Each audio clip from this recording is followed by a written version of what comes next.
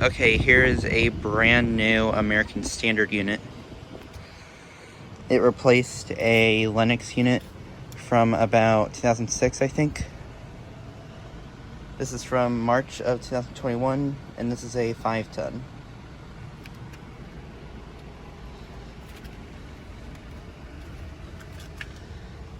It has an Alliance scroll compressor and a Broad Ocean fan motor. It replaced a Linux unit like this one.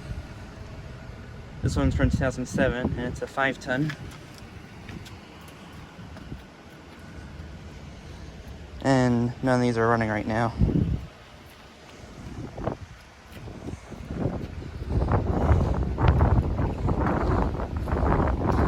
I don't think these have been running. Place is closed today.